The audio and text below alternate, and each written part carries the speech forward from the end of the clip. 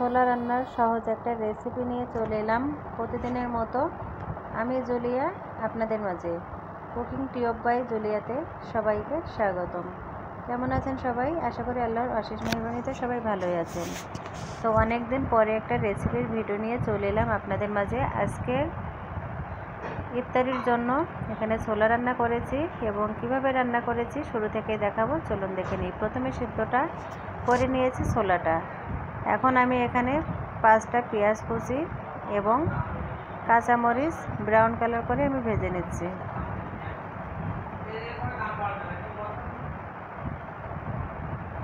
আর এদিকে আমি রাতের জন্য রান্নাটাও বসিয়ে দিয়েছি। আর এখানে ডাল দিয়ে ডাটা দিয়ে ঝোল করতেছি আর রান্না করব কলা দিয়ে মাছ দিয়ে। তো একদিকে ছোলা রান্না বসিয়ে দিয়েছি, অপরদিকে রাতের জন্য রান্নাটাও বসিয়ে দিয়েছি। পেঁয়াজটা এদিকে আমি ভেজে নিচ্ছি। পেঁয়াজ এবং কাঁচামরিচ আমি নেড়ে চেড়ে নিচ্ছি। খুব সহজে কিভাবে ছোলা রান্না করবেন, আমি কিন্তু সবসময় বাসায় ছোলা রান্না করি এবং যেভাবে রান্না করি সেটাই আপনাদের মাঝে শেয়ার করছি। এখানে দিয়ে দিলাম আমি রসুনের পেস্ট, পরিমাণ মতো রসুনের পেস্ট দিয়ে দিয়েছি। দিয়ে এখন নাড়াচাড়া করে নিচ্ছি। দিয়ে দিচ্ছি এখানে 4টে তেজপাতা। আপনারা চাইলে তেজপাতা দিতে পারেন, না চাইলে স্কিপ করতে পারেন। এখন আমি দিয়ে দেব এখানে জিরার পেস্ট, হলুদের গুঁড়া এবং গরম মশলাটাই এখন দেব না, একেবারে শেষ পর্যায়ে দিয়ে দেব। তো এখানে আমি পরিমাণ মতো হলুদের গুঁড়া দিয়ে দিলাম। এখন আমি মশলাটা নেড়ে চেড়ে নেব।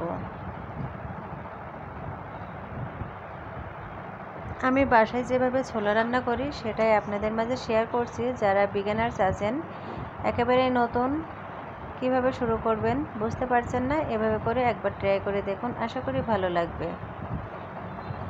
আর এখানে আমি বেশ কয়েকটা আলু ছোট ছোট করে কেটে দিয়েছি। ছোলার সঙ্গে আলু খেতে কিন্তু বেশ ভালোই লাগে। তো এখানে আলুটা নাড়াচাড়া করার পরে আমি সিদ্ধ করে রেখেছিলাম যে ছোলাগুলো, সেই ছোলাগুলো দিয়ে দেব। এবং প্রতিদিন ছোলা রান্না করা কিন্তু বেশ একটু ঝামেলার কাজই মনে হয়। এজন্য আমি একদিন ছোলা রান্না করে রাখি, সেটা 3 থেকে 4 দিন কিন্তু হয়ে যায়। তো ব্যাস, এখানে কিন্তু আমি মশলাটা কষিয়ে নিয়েছিলাম, সেখানে আমি ছোলাটা দিয়ে দিলাম। দিয়ে এখন এখানে স্বাদ মতো লবণও দিয়ে দিচ্ছি। এখন খুব ভালোভাবে নিচের দিক থেকে উপরের দিকে ভালোভাবে মেখে নিব, আলুর মশলার সঙ্গে যাতে ছোলাটা ভালোভাবে মাখো মাখো হয়। এখন এখানে কষানোর জন্য আমি পানি দিয়ে নেব এবং কষানোর জন্য যে পানিটা দিয়ে দেব ছোলা রান্নার জন্য, সেটাই কিন্তু হয়ে যাবে। অনেকে কি করে, ছোলা রান্না না করে ভাজি করে, তবে সিদ্ধ করে আপনারা পেঁয়াজ রসুন দিয়ে তেলে দিলেই কিন্তু হয়ে যাবে। তবে আমি যেভাবে রান্না করি এটা হলো ছোলার ঘুগনি বলে, তো এটাও কিন্তু বেশ অনেক মজাই লাগে। তো এখানে দেখুন আমি কিন্তু নাড়াচাড়া করে নিয়েছি। এখন এখানে আমি ঝোলের পানিটা দিয়ে দিচ্ছি। ঝোলের পানি মানে কষানোর পানি। এই কষানোর পানিটা যখন শুকিয়ে যাবে তখনই কিন্তু ছোলা রান্নাটা হয়ে যাবে।